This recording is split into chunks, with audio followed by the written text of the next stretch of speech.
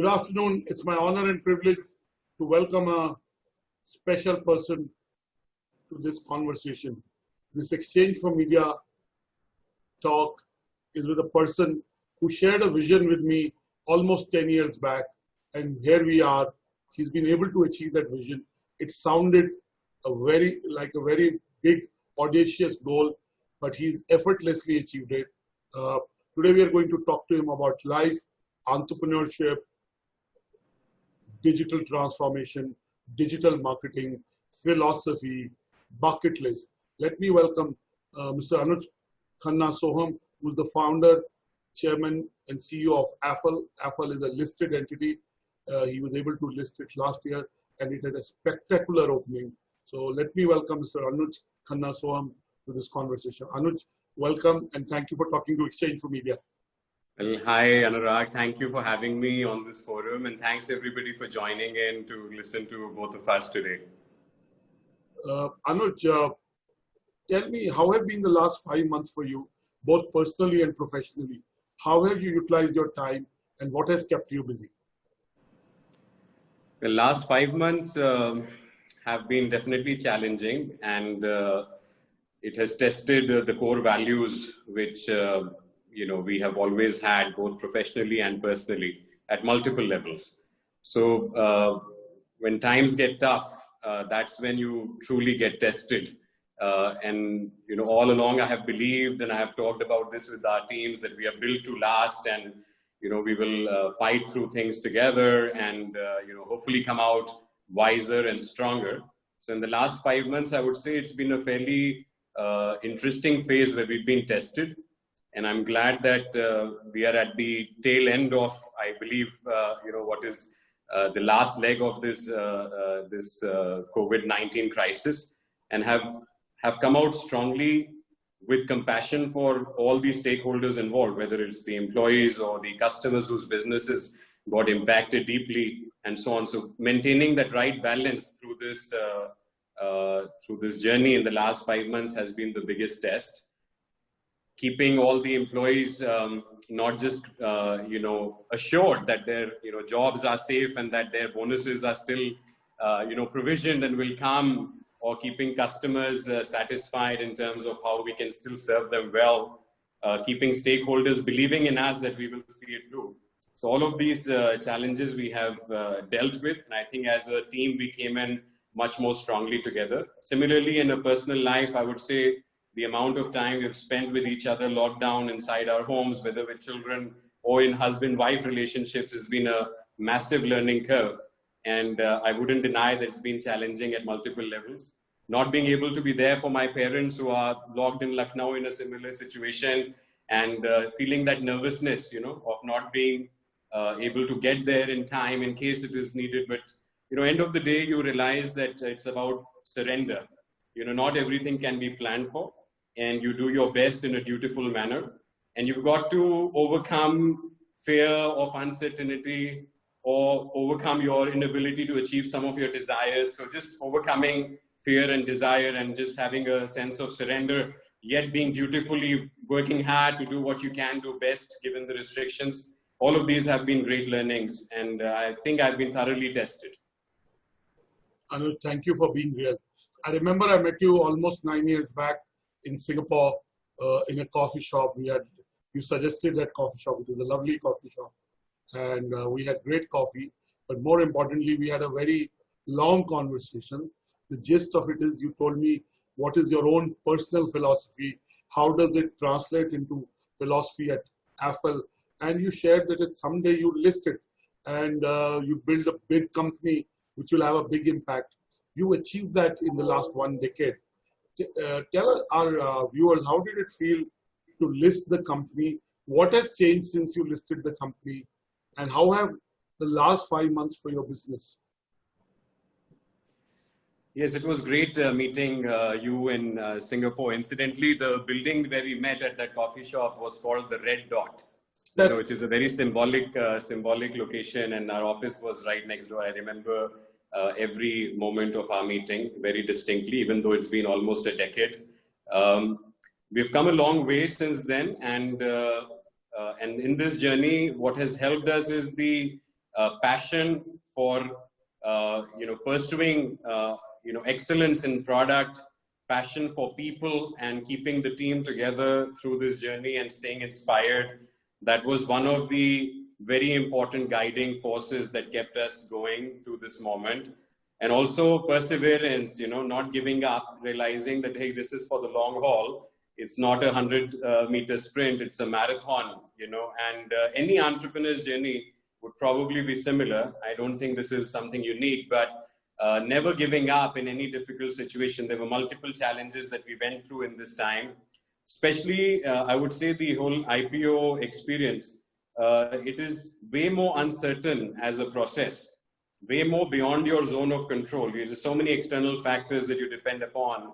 You've done everything right. You've built your company. You've done, all the compliances. But some banker would just tell you, sorry, the window is closed and you can't go public. You can't really figure out. I'm a computer engineer, and I don't really claim to have a great background in public companies or even investing. I've never been much of an investor myself ever. All I know is how to build Affle, how to build my own company. Just keeping that passion, perseverance, never giving up, seeing it through. I believe IPO happened to us. We didn't make it happen. It happened through us. It happened to us. And there's a sense of huge amount of gratitude. And I link it back to, where the foundations were, where the company was founded through the support of families in India. My own family investing, loaning us money, to believing in us to make it happen. So many team members, families believing. And therefore, I think even though having tried, should we list Affle in US or in Japan or in Singapore or in Hong Kong, I think eventually we listed on home ground in India. And that is something very dear to me. And when we got listed on that day of the listing itself, we had all the people who had supported us, including early investors, family members, ex-employees, ex-Afflers, current Afflers, everybody tuned in, clued in, and providing their good wishes and support, not only for that moment, but for the journey ahead. And so very blessed experience, most definitely. And not every such moment, which is, one of those peak moments in entrepreneurial achievement, where you run a company for 15 years with the same team, with the same vision, with the same name and brand, and then eventually achieve an IPO on home ground, and that to an IPO which was thankfully a very respectable outcome, with new members and so many investors joining in with their savings and aspirations. Somebody is investing in your company thinking that the returns will lead to paying for education of their children or the marriage in their family and so on. It's a huge responsibility to shoulder. So on one side, there was a closure of one chapter of a private company journey of almost 15 years. And on the other hand, it was a new beginning, as a public company, and a new set of responsibilities to shoulder and a journey to take forward. So, we felt ready to take it on. And I think we felt that that was the right timing for our company. We were mature enough to graduate to that responsibility in all respects of it. In the last 1 year since IPO, and particularly the last 5 months, as I mentioned, we have definitely gone through testing and trying times. And what gives me a lot of comfort is that we held our ground. We took care of all the stakeholders through the journey, not letting down any expectations or commitments. And then thankfully in the month of June, when things opened up a little bit, we bounced back way stronger than what I would have ever forecasted before of what we would be in June or July. So I think the last 5 months have been a roller coaster ride. I almost link it to, I've been on some of the treks, most special one being Kailash Mansarovar twice in my journey, and at least both the times during IPO preparation phases, by the way. And when you go on that journey, you climb up and you climb down, and when you climb down, you always want to go back there again. And if you look at the, the 1 year journey of Affle being a public company, you see that mountain being created multiple times. If you look at the stock graph, when I look at that stock graph, I see, okay, we climbed the peak, we came down, we're climbing the peak again. You want to go back there again, you want to go higher. And most importantly, you want to stay there. Eventually, you want to stay there at that peak and, stay there as long as possible. And I think the personal quest as well as the IPO journey has been a great learning, realizing very quickly that, the world kind of goes around in circles, all these highs and lows. It's almost going to be a cyclical journey all along. But how do you maintain your centeredness, your calmness, and your conviction that, you can achieve it, you can consistently go out there and perform and do well in the present moment and let the future unfold, that you can't plan for that. So it's an interesting learning experience running a public company, I can assure you that, and we try our best to focus on each step at a time versus, looking at, basically my simple view is don't look at the stock market, look at your work, look at what you can do and take it a step at a time. Perfect.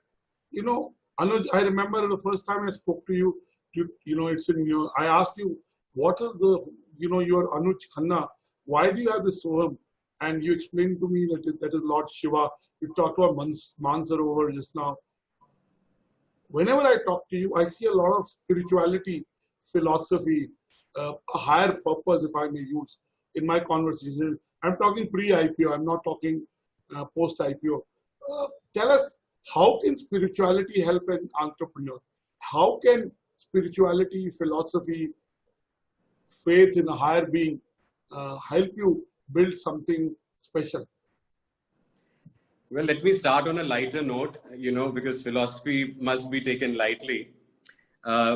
Since we are in a media business, all of us, and a lot of people listening in the audience, let me share the first time I adopted the last name Sohum. So people ask me, why did you take on this identity? I said, and philosophically it was like kind of cool. It's not about Sohum, it's about dropping Anuj Khanna, that identification of, who you are, and we are kind of full of ourselves, especially with such stories of entrepreneurship, IPO, milestone. It starts defining who you are and everything you conduct yourself.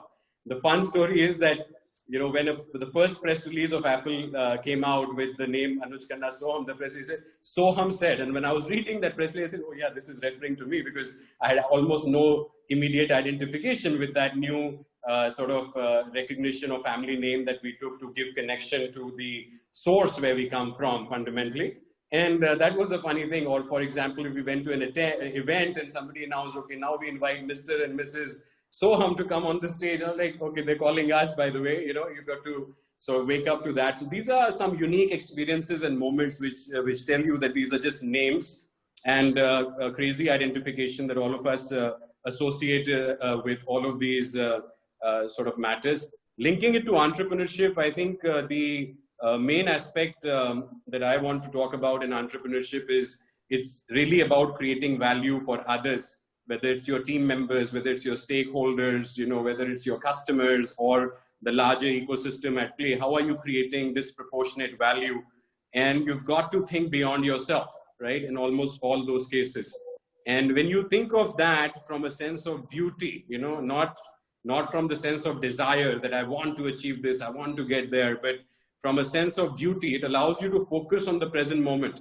And when you are focused on your entrepreneurial journey as a duty-bound entrepreneur with a greater sense of giving to other stakeholders, you almost certainly realize that you grow as an individual, as a leader within the organization, because everybody understands that you deeply care for your product, for your people, for your mission, for the stakeholders. So for an entrepreneur, it's absolutely, important to stay very grounded, very dutifully bound to, what you're doing, and almost going well above your own personal fears and your personal desires. And the only way to, I think, do it really well is to have a greater purpose. And that greater purpose has to be also about your own personal growth, realization of who you are, what your skills are. And by the way, my entrepreneurial journey started when I was a student in Singapore. I was only 18, 19 years old at that time. And I was discovering my own capabilities. I didn't know whether I will be coding for the product or I will be selling it, whether I'll be good at raising money or, convincing people to build their careers with my mission. And all of these things I have learned through entrepreneurship. So it's been a journey of self-discovery.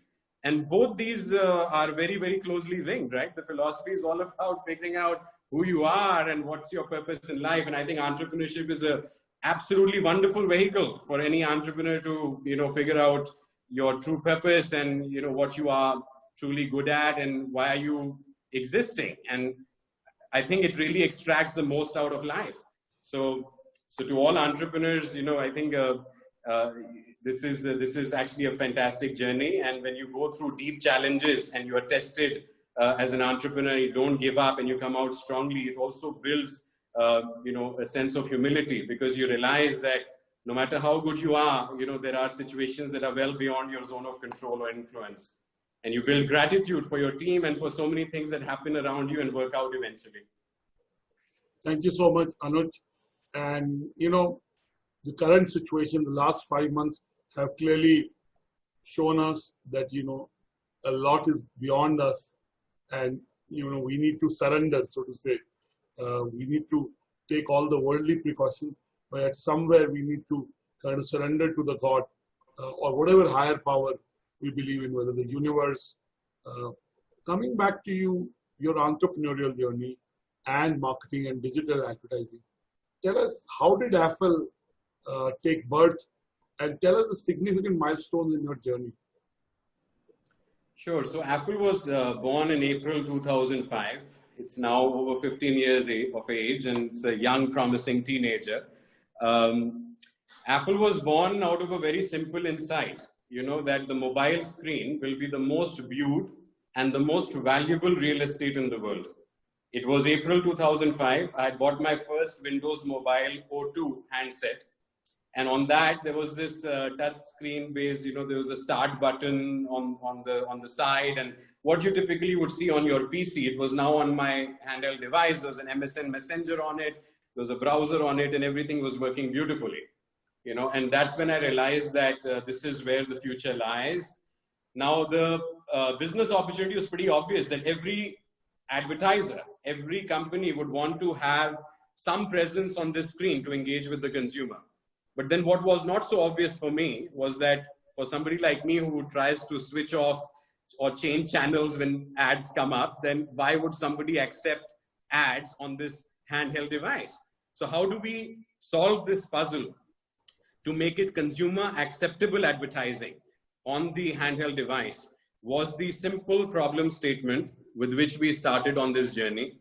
And we today call ourselves the consumer platform business. We are trying to transform ads into recommendations for consumers. And so that core focus on the consumer has not gone in the entire 15-year journey, and has only got strengthened, even though there were so many milestones in this journey where I remember distinctly, it was April 2008.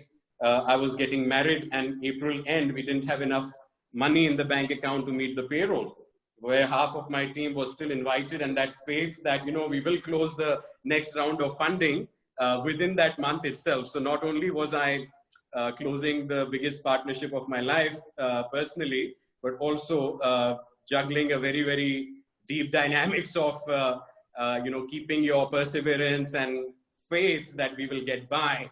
And we raised a bridge round of funding in April 2008, which was very, very important for the company.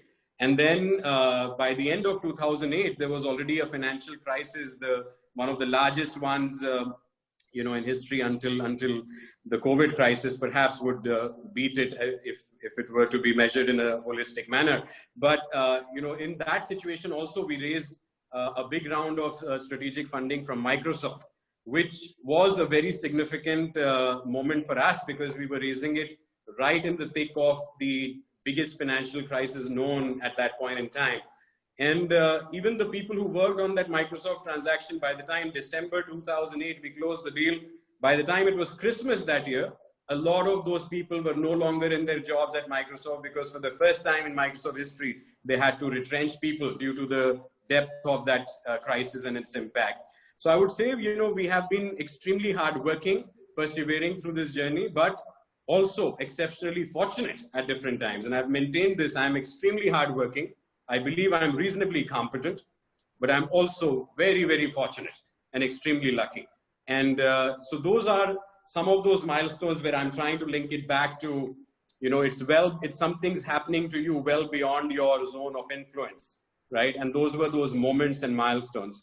Then in 2012 and 13 is when, almost 6 years ago plus, when we turned cash flow positive, EBITDA positive and cash flow positive. Those were significant milestones as well, because for us, that was a moment where we decided and made a commitment to ourselves that never are we going to go back from that moment, and we'll always continue to build a cash flow positive, sensible, financially sensible, capital efficient business. While a lot of my, say, peer entrepreneurs and competitors in this industry were raising humongous amounts of money. And it was almost difficult for me to defend that position with my own team. And they were saying, Anuj, why are we not also following the same path? And I said, look, by the time we go public, I want to make sure that the management team has deep enough ownership in the company. You don't want to dilute yourself all along. And end of the day, we are in the business and in the material world, you got to be profitable, cash flow positive. And all of this was already in our DNA since that time and beyond. Now, trust me, it was not particularly fashionable to be thinking like that at that time. It's only recently that people in entrepreneurship have started valuing cash flows and profitability more than rounds of funding, right? Till that time, the only celebration was, hey, we raised a big round of funding. So for us, since 2012-13, we have been completely self-funded, cash flow positive, never dependent on sort of an external round of funding to decide our next course of action. And that discipline and that perseverance, step at a time, quarter on quarter, brought us to the maturity where we could go public in 2019.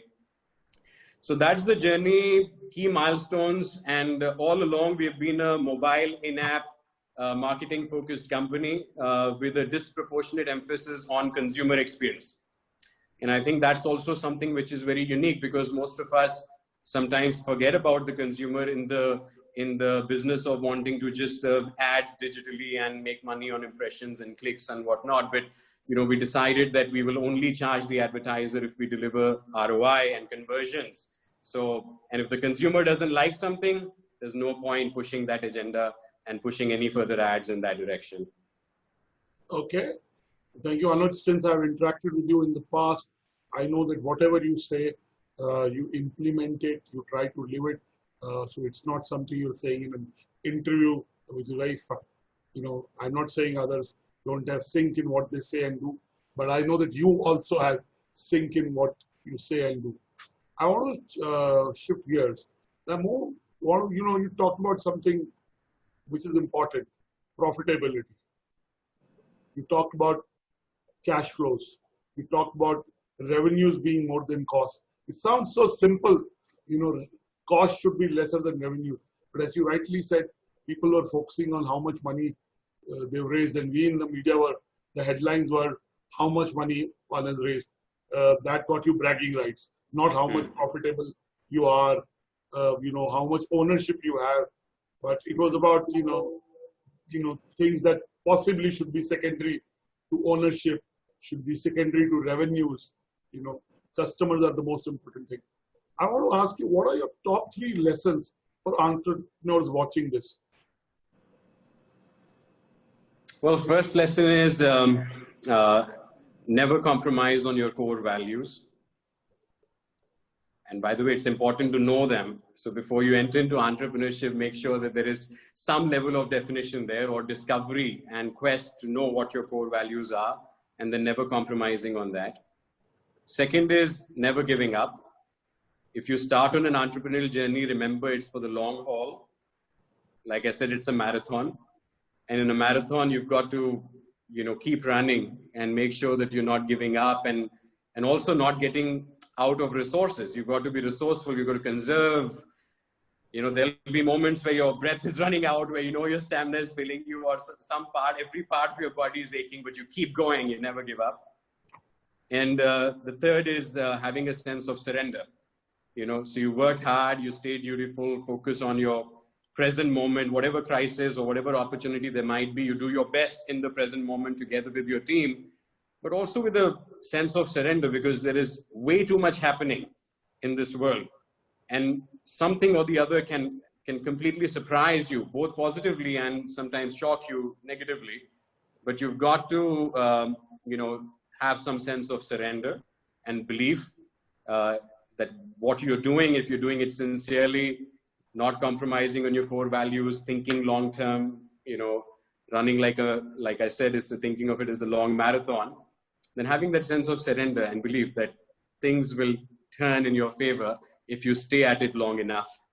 And that's been my journey all along. I mean, Affle, 15 years, I mean, there were many times where, one could have given up. There were many times where one could have taken an easier path, or even in the COVID situation, it's very easy. You want to cut, it's not easy to stay profitable and cash flow positive and yet not, let's say, cut costs, right? I mean, there's a time you could say that, okay, March, the lockdown has happened. You can always talk to your team and say, okay, we're going to do some pay cut or some jobs will go. I think we've been fortunate and privileged enough to hold our fort, to not take actions, which is basically passing on the pain, right? It was just like passing on the pain. If you can afford to keep the pain, hold it, see it through. I mean, better things happen. And for us, it's fortunately been that way. For certain other businesses, I think there was no option but to do it and go through a painful journey. But staying honest and authentic to yourself, and not just doing something because it's the easier option for that time. So stay the course, and hopefully things will work out well for everyone. If nothing else, you become a much better person, because end of the day, that's something that each of our journeys is about. I mean, it's not really about success and happiness. I can assure you success and happiness are completely overrated, because once you achieve the success and you have that moment of happiness, then what? then something else has to be successful and you become happy. So I think you've got to be peaceful and calm and take it as a journey, a step at a time. It's been a lot of advice there, but maybe more than 3 points, but I wanted to say all this to whoever You're very young to say all this, right?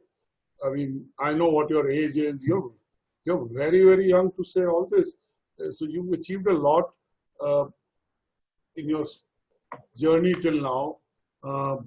And you still have a long way to go. And if these are your values that have got you here, there's a traditional saying, what got you here won't take you there. And you use the word built to last, which is a book that I read 25 years back, possibly, or 20. More than 25 years. I was in a business school more than 25 years back. So tell us, if there was a book on Anuj Khanna Sohum, what would it be called? Trinetra. What would it be called? I don't know. I'm not sure. I'm not. Oh my God, this is a difficult question. Built to last title is already taken. I was talking to Harsh Mariwala in the day for Buisnessworld, and his book is coming out. It's called Harsh Reality. Harsh Reality. His name is Harsh Mariwala. So it's Harsh Reality. That's the book it's called. And, my book is coming out. It's called 8 Days a Week.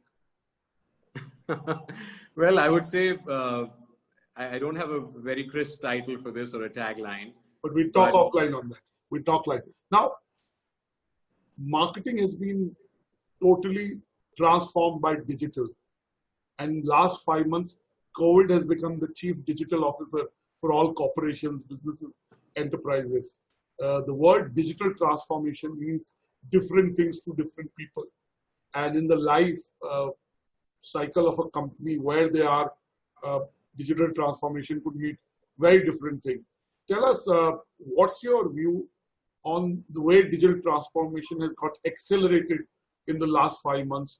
What are the changes you see in corporations, in the way CMOs are looking at customers? Give a sense of what you feel. Yeah, I think the job of the CMO, thinking about customers or consumers, whichever way one looks at it, is a tough one. And in these times where disproportionate level of shift is happening in terms of how accelerated the adoption curve has been towards, let's say, the mobile screen, potentially to the point of it being even unhealthy at an individual level. Even for myself, when we look at how much screen time has gone up in this period of time for all of us when you're working from home, or otherwise, all interactions have become digital, on calls, on video calls, on, everything is somehow happening through this smart screen. So every form of media, whether it is, especially in the media business, all traditional media, whether it's a newspaper, are now in apps, TV is on connected TV, on devices. I mean, out-of-home experiences are also increasingly, everything is becoming more and more digital and happening on this private, handheld, always on, always carried device. So what I see here is a massive shift, especially in emerging markets like India, and in where the demographic profile is so skewed towards youth, or possibly another big segment is, let's say, rural segment, right? Whether because of the youth having their demographic preferences of working on their private devices, or the rural areas where due to affordances, they can only depend on that one device they can invest in and do everything from there. The two big demographic segments are completely to be reached only on this device. So the job of the marketer is now to really embrace this reality, because the writing is on the wall. We have no chance to continue on our inertia on staying married to traditional media with the bulk of our budgets going there. In a lot of the developed markets, digital is already a majority of the total advertising spends, like more than 50% in some of the markets.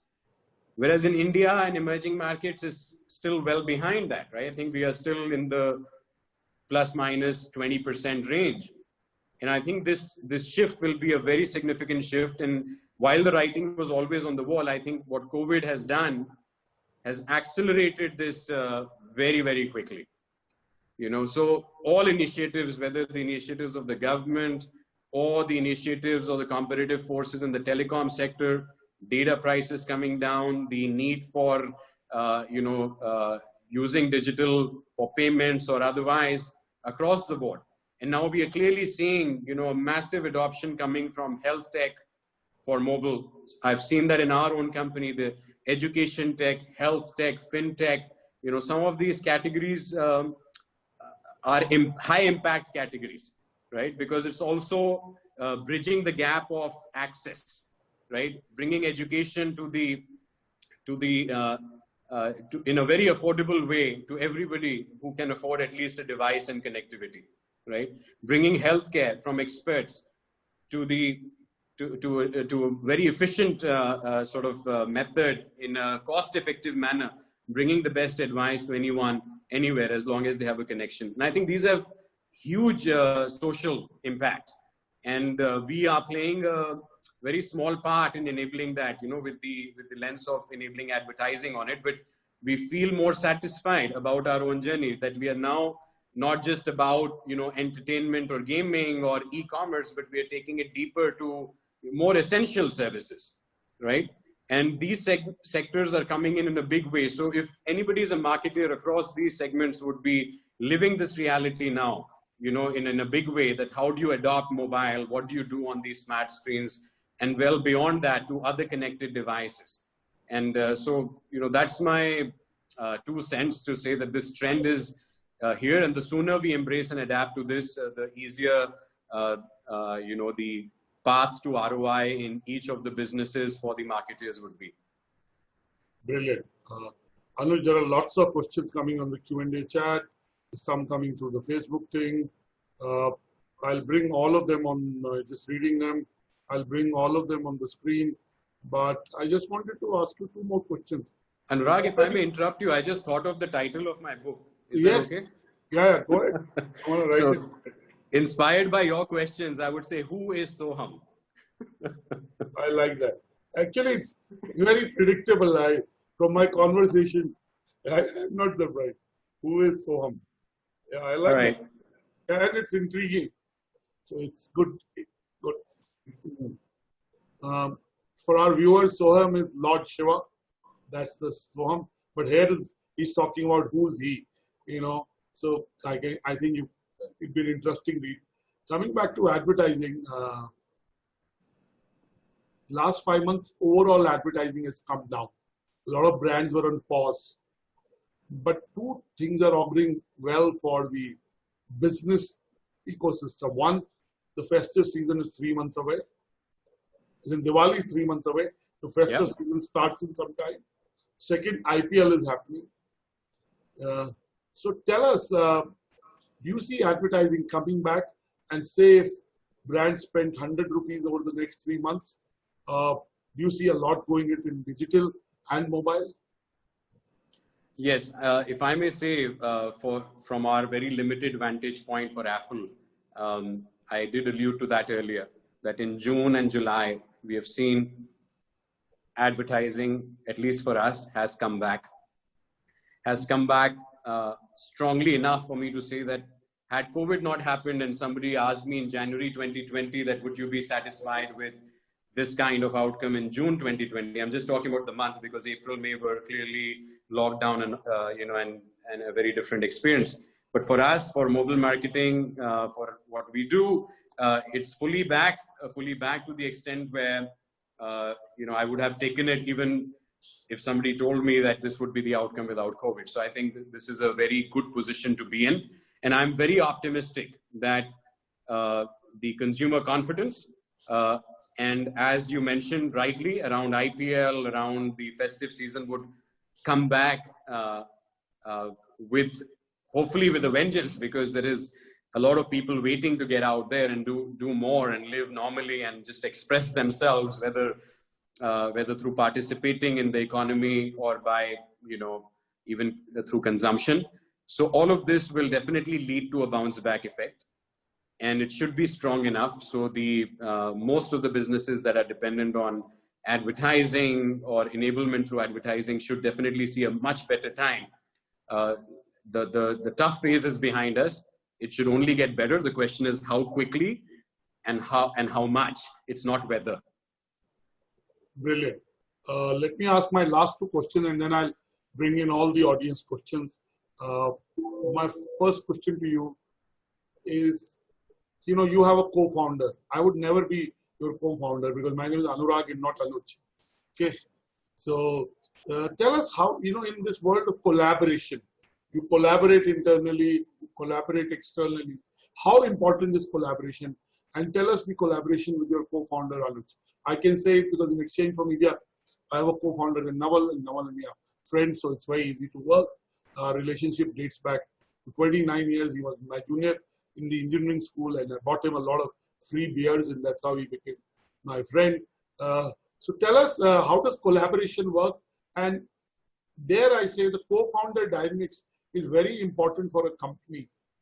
There is always, while people are equal in a lot of ways, but there is always somebody, one of the co-founders who leads the company, who sets the vision. So tell us a bit on that. Look, when I started Affle, I had no advertising experience, and I was a tech entrepreneur. I had 2 successful startups, building the products, the teams and customers and cash flows. I knew all of that, but I had no advertising experience. And so at the very early days, I was looking at, who should we get on board? Who will complete us? And I quickly thought of Anuj Kumar, but I didn't approach him direct and said, okay, because he and I were in school in Lucknow in St. Francis College when we were 6 years old till the age of 16. We were in the same school, same class. Given the names are also Anuj and Anuj, the roll numbers were just 1 number apart. We have lived through all exams of school together, sitting right next to each other, but keeping our core values intact. And we were always doing very well, but in different subjects. Okay. In any case, Anuj was already working at ESPN at that time. So I was in Gurgaon. I stayed at his home and, I said, would you like to come on board? And the next day, I think, or within a week or so, he resigned from ESPN, and the rest is history. We've been together. He joined us in April 2006, and it's been a fascinating journey all along. And we've been longer together in Affle than we were in school together. So, this is really quite special.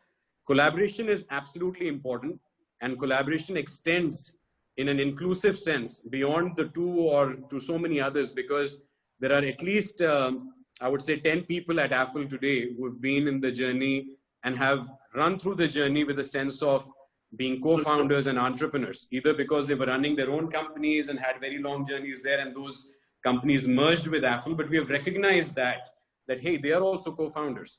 And in fact, the most important thing in any relationship is how do you keep it fresh?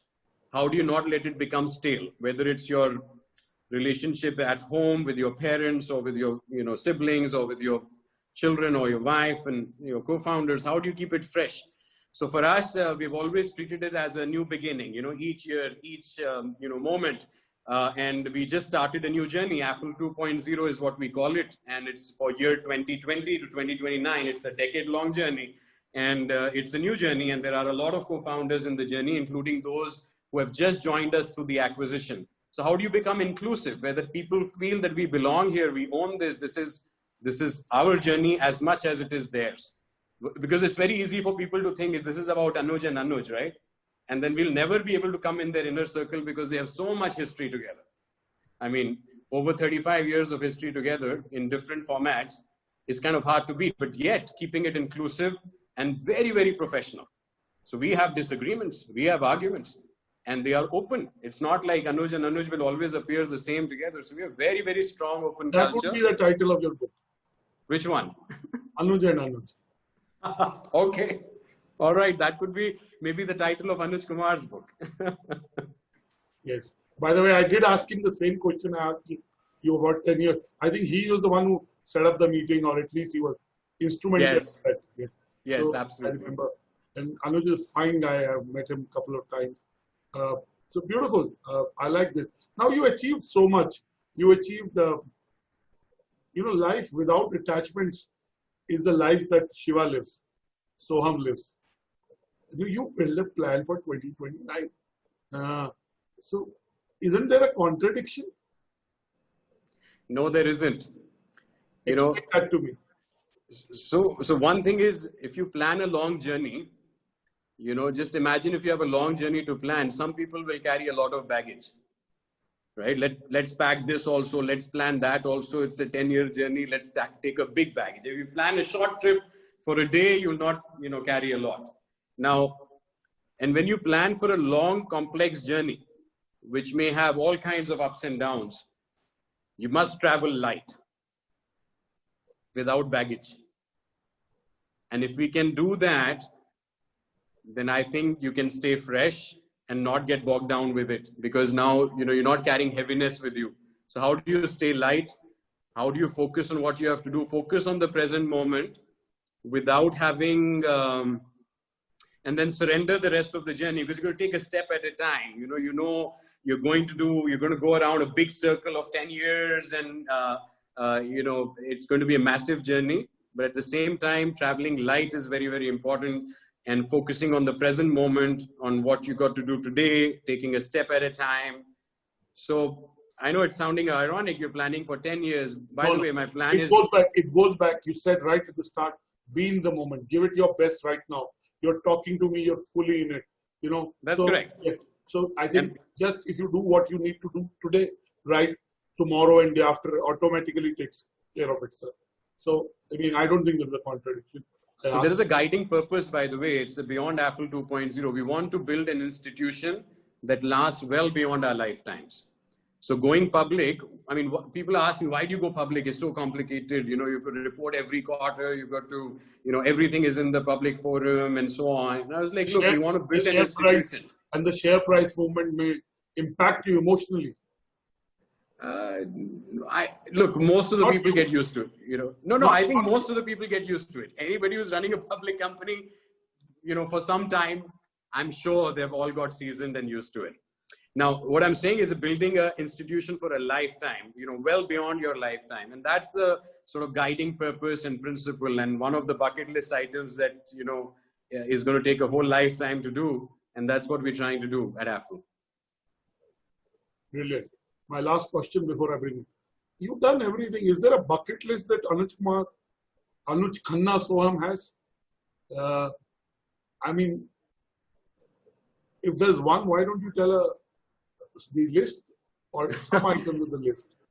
Well, I had only one item which I was just kind of talking about, that, building Affle into an institution which will be well beyond the founders, well beyond the lifetime of the founders. So building a culture that will, sustain and go through all forms of technology disruptions that are yet to happen. So far technology has been simply an enabler enabler of how we are experiencing life and the environment around us at a physical level. But now what's happening with technology, with artificial intelligence, where it is now taking a role almost next to us as humans as an equal and saying, hey, I can make decisions for you. And I can make decisions for you potentially better than what you can do. And so many forms and shapes, this is going to disrupt how we see the economy today. Will make it potentially safer, more efficient, and very, very different than what all of us can imagine today. So given all of that is yet to unfold, I think my bucket list there is to just build a very solid culture of innovation, a culture of, building an institution, which will hopefully see through and negotiate through all these very, very disruptive, significant changes that are ahead of us. So I don't know whether that qualifies as a bucket list, but that's what I'm trying to do every single day. Brilliant. Priyanka, let's bring in all the questions that are being asked. Let me take my first question to you. It's from Mary Bissonnet. Please tell us what your greatest purpose is. I think Mary, he's already told, but you can reiterate it. Well, maybe I'll say it in a different way this time. One simple insight that I have figured out about life, and this largely is true for almost everything, by the way, is that everything around us is kind of somehow going in its own orbit, which is generally circular. So now you can choose to be going around in circles in life, or you can find your centeredness and experience what's happening around the circle, or even if you're going through the circle, at least try to be centered and experience what's happening. And what I'm trying to also do with respect to my professional achievement and purpose is that how do we enhance that orbit for Affle to make it much more impactful, much more global, much more bigger and inclusive and all encompassing, so that we can make much bigger impact around the world. So the professional goal is that, but if you could visualize this, that everything is going around in circles and it doesn't make sense to always be in the orbit. You've got to find your centeredness, because once you anchor yourself in that, that's when you can build a much bigger orbit around you. Brilliant. There are more questions. They are little narrow questions. They're on the business of advertising, marketing, media. How advertisers and agencies have embraced rapidly to the evolving digital advertising and customer engagement system. What's your assessment? Well, I think it's still work in progress. And what has happened so far in most companies, large or small, is that we are using technology merely as an enabler. There are things we want to do, and we think if we do it with technology, it'll be more efficient, it'll be cheaper, it'll be faster, it'll be better. So it's mostly being used as an enabler. And what we are now heading towards is that every single business, large or small, is going to be using some form of artificial intelligence, machine learning, which is not in the physical sense, but in the sense of decision making, strategizing, and driving. Technology leading to not just driving your cars or your aeroplanes, but actually driving your business strategy and driving your decision making based on machine learning and AI. And I'm not talking about this in the sense of robotics and so on. I'm talking in very simple sense, that whatever data you have in the organizations today, most of the companies haven't yet graduated to applying deep learning and enabling automation of some decision making or predictive modeling, using technology. And this is not difficult or expensive to do. It is possible to do it in simply, and it is maybe just that mental block. We are all used to using tools and technology in the way it's kind of easy. Okay, let's use it for chatting, communication, customer engagement, touch points, CRM, and so on. But there's much more value still left to be extracted. And I think we are heading towards that dimension where technology and digitization would not just be an enabler, but actually a driver for strategy for most businesses. Brilliant. These were two questions that Upasna Upadhyay asked. Kamalji Sareen is asking, have you experienced failures and what have you learned from them? Yeah, I've experienced failures for sure. And I think what I have learned from them is to not give up. in the face of failure. At any crisis situation, true failure would be to not learn from it, to not outgrow it, or to not persevere through it. So when you accept it and say, okay, this is the end and that's it, but of course it's iterative. So there could be a feature of a product that you build which is not working. There you've got to use the philosophy of detachment. You really thought it would work, but it doesn't work. So it's about accept it, move on, do the next thing. But how do you learn from each instance and iterate and make it something better and persevere through it? And in fact, I would say, learning through failures, whether they were on products, whether it was at an ecosystem level. I've seen big failures in the journey so far. Our entire business was built on the ecosystem of Nokia and BlackBerry from 2005 till 2009. And when that changed, every relationship you have invested in those aspects on your product suddenly went away. And you've got to reinvent yourself differently, but you've learned so much through it. So you just keep on persevering and applying yourself all over again. And entrepreneurs are really good at it, building from scratch again. While you say build to last, when something gets demolished and destroyed in the process, because at an ecosystem level, something dramatically shifted, how do you build all over again? Yeah, that's where this, the Hindu Trinity comes. You have to be Shiva, creative destruction, to be able to create, which is Vishnu, and then be able to preserve. So, Ashok Chaturvedi is asking your attitude to risk. I mean, his question is in a way that I have to rephrase it. It says, advise risk. Do you mitigate risk or take it head on? So you have to, how do you calibrate the amount of risk you take? The most adventurous people in the world, whether they are in the world of sport, adventure sports especially, I think are the best risk managers, right? When somebody looks and says, oh, this is crazy. I mean, how can you be doing this? Well, when you prepare for risk, when you work diligently to prepare for every possibility and try to cover it, and you've really worked hard at it, your confidence grows because you've covered your ground. And that's what entrepreneurs are intuitively very good at, right? It may seem like, wow, you're a big risk taker as an entrepreneur, but it's backed by great preparation. And so what you may see as risk, like preparation mitigates the risk. It's like COVID situation and you're going ahead and acquiring a company in Spain, you're going ahead and acquiring a company with, which is AppNext or MediaSmart. Now you're investing in other companies within the 5 months of lockdown.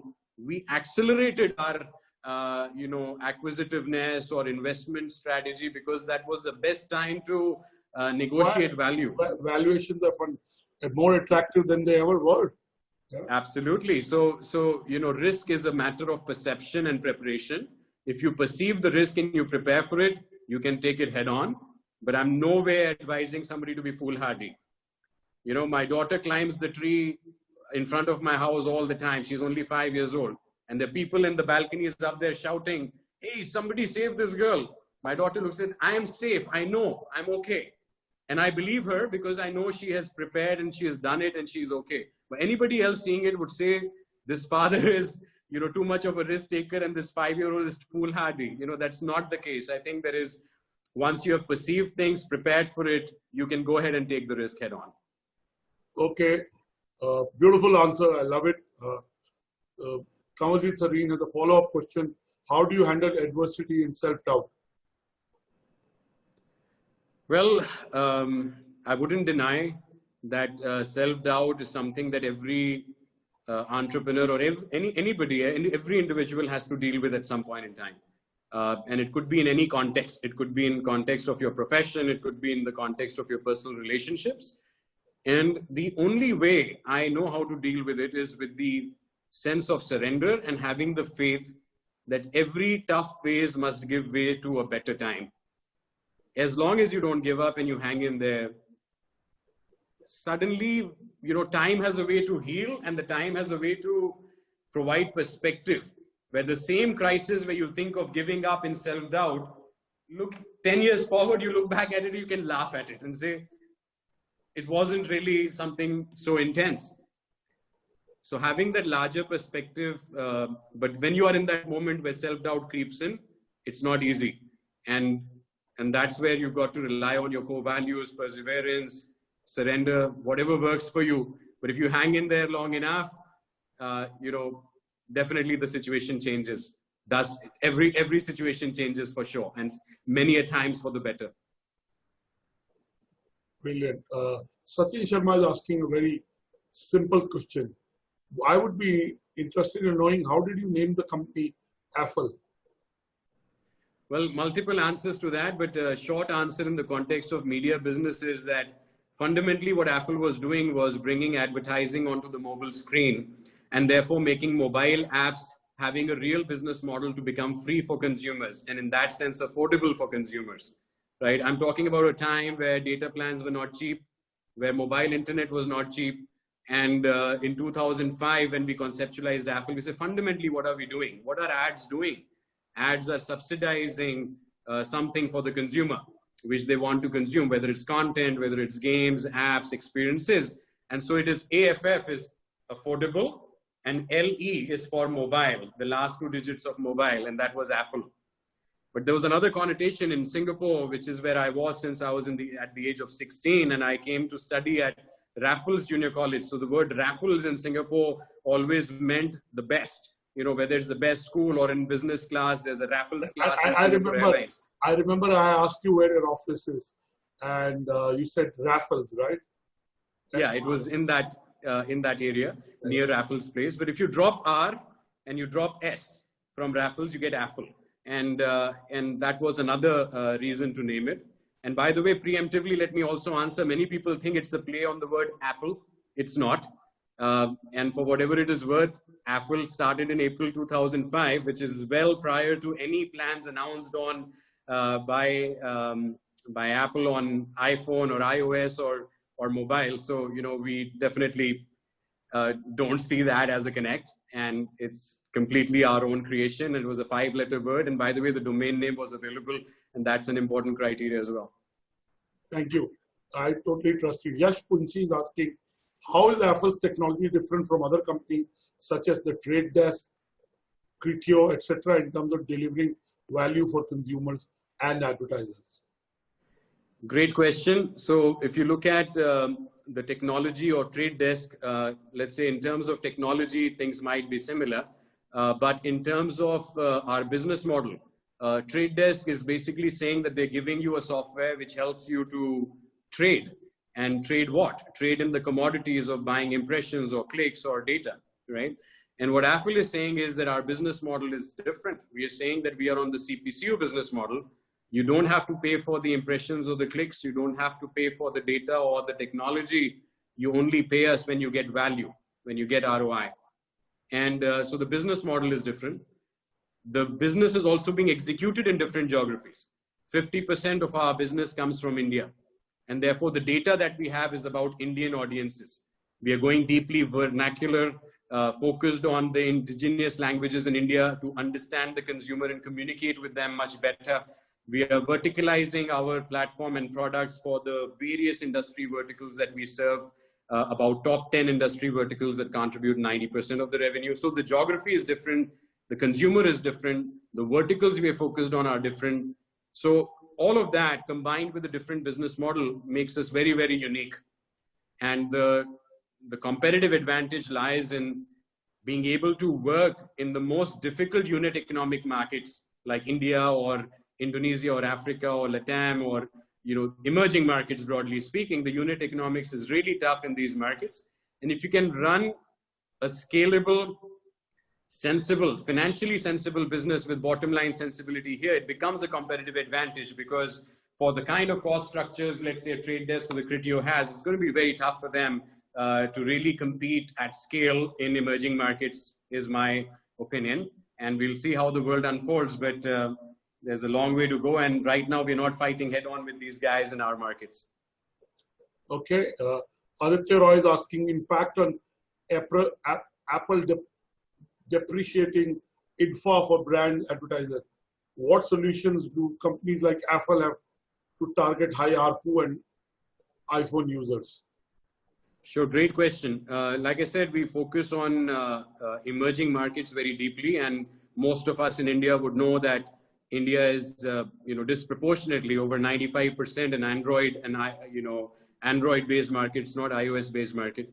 And that's true largely for over 95% of our business. You know, it's completely in the Android ecosystem. Having said that, however small the impact would be to Affle per se, but the impact to the industry is large, right? In developed markets where there are companies who are our peers whose business is, let's say, 50% anchored on iOS ecosystem, they must be deeply nervous. The attribution partners in the ecosystem whose big part of the business is focused on iOS-based revenues should be deeply nervous. And everybody is figuring this out at this moment. And for us, because of this change being, let's say, simpler to deal with, because we are insulated just by the fact that we are focused on emerging markets, we are able to take a fresh look at it, look at how do we recalibrate to this change, bring out products, bring out the right kind of, knowledge which will empower the customers to deal and embrace this change, because the change is already there. The writing is on the wall. This is how it's going to work. So we can react very quickly and go to even developed markets, offer solutions to advertisers and marketers to help them through this, to navigate this through. And I think Affle would be able to make some impact there, even though that's not our #1 agenda. But it is an opportunity that's come our way to respond, while the rest of the competition is perhaps grappling with this in a much deeper way to figure out how the world would be. And longer term, what this means is that we have the benefit of hindsight. By the time such changes happen on any other part of the ecosystem, Affle would have learned, seen what happens, how to maneuver through it, and be completely ready for it. Thank you, Anuj. We've taken all the questions that the audience has asked, shows the level of engagement from the quality of the question and the quantity. We have about 11 questions. I can't take more. So let me ask you my last question and let you go. What are the top 5 technology trends that you would like to forecast, 1, 2, 3, whatever, that will transform businesses and marketing? Okay. So in terms of technology trends, I mean, whenever we talk about the future, it must be taken with a disclaimer that one doesn't know how soon and when and exactly in what form and shape. But let's start with an individual perspective for each one of us who's on the call today. I definitely see one clear trend, which is going to go towards wearable technology gadgets, not just handheld devices and an extension of our senses, but actually wearable technology experiences, or even maybe a more scary phenomena, which could be even embedded, technology experiences within our physical sort of body, and seeing those as extensions, integrated experiences that we will have beyond the 5 senses to use technology to enhance how you experience the world. That is looking very clearly like one trend towards individual sort of gadgets and so on. The second is, let's say, artificial intelligence related, the physical sort of manifestation of that, which is in the form of, say, robotics, right? Where you see not just humans around the world, but you also start seeing more AI-driven machines, which will look and behave in ways which are similar to us, leading to potentially smarter homes or smarter serviced homes, smarter workplaces, as well as integrated, let's say, automated transport experiences. And I'm not just talking about self-driven cars or planes and so on, but many other sort of machine-driven experiences in the world powered by robotics. The third area I would talk about is, because you're talking so much gadgets, right? Where's there going to be so much energy to charge them, or the batteries and sustainability, because gadgets get old, how do you take them out? Or when you embed them in your body, how do you replace them? There'll be, recycling would be an issue. So sustainable energy solutions and innovations that will come, that will solve the issue of battery life, make, cleaner energy possible, cheaper, cleaner energy. So sustainable energy related innovations and technology is another trend that I can clearly see happening. More in the sense of, let's say, media, because all of us are there. So, in terms of media, I would say there are some clear trends which are already experienced even today. Deeper online and offline journeys for consumers, right? So everything that we do today, online, as well as what we do offline in the real world, you'd see a lot more integration of these online and offline experiences. It's certainly going to happen and disrupt the way retail experiences happen today offline, or even how e-commerce experiences are happening online. It'll also change how we experience education online and offline, healthcare online and offline, and so on. So there are several areas in the industry where the online and offline experiences will get more and more integrated. So that's a clear trend. And the fifth area, which is, let's say, another very, very big trend, in my opinion, is entertainment.